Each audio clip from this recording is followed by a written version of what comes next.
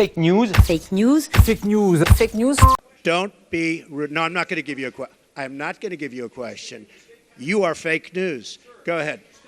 Bonjour à tous et à toutes. Le sujet d'aujourd'hui tourne autour de la vérité.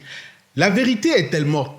Cette question se pose car de nos jours, on a l'impression que tout est remis en cause et que la notion de savoir et de vérité sont en train de créer un désordre informationnel assez inédit. Mais avant de développer mon propos, je vous laisse regarder cette courte vidéo.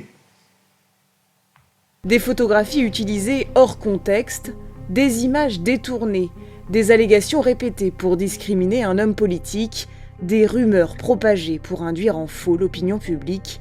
Les visages de la désinformation sont nombreux. La désinformation en Afrique, elle n'est pas très différente de ce qui se passe ailleurs dans le monde. Une fake news peut tuer, une fake news peut conduire à des exactions et à des choses terribles. Donc ce n'est pas du tout un phénomène à prendre à la légère. Voilà. Nous voyons bien que malgré le fait que nous vivions dans une époque où il y a une disponibilité colossale de l'information et où le niveau d'éducation est très élevé, ça ne garantit pas du tout la crédulité des gens. Croire à l'intox et aux fake news ne signifie pas du tout être stupide. Vous pouvez avoir un très haut niveau d'études et être très intelligent et croire à des choses complètement folles.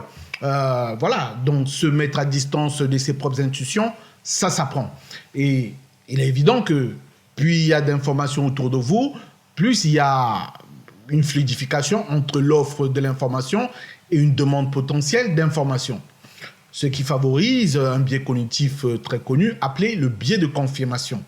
C'est une tendance à aller chercher des informations qui vont dans le sens de nos intuitions, de nos attentes, voire de nos désirs.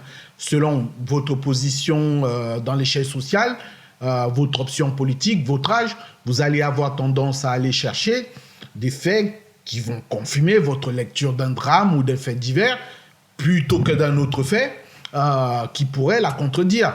Il faut savoir que notre esprit critique, normalement, devrait nous pousser à nous questionner en se demandant qu'est-ce que j'ai envie de croire vrai?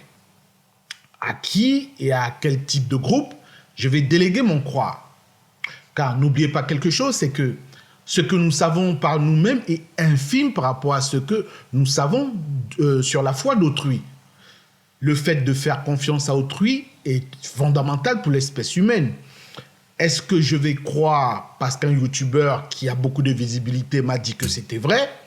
Ou alors, est-ce que je vais plutôt croire, je ne sais pas moi, une communauté de scientifiques qui, après une dizaine d'années d'études, ont enfin trouvé une solution qui apparaît dans une revue scientifique.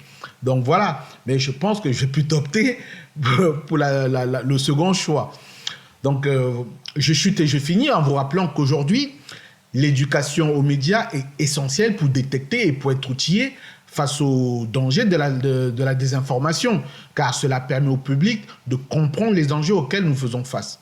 Voilà les amis, je vous laisse méditer sur ça et je vous demande d'être très vigilant à l'intox et aux fake news. C'était Doudou de Vinci.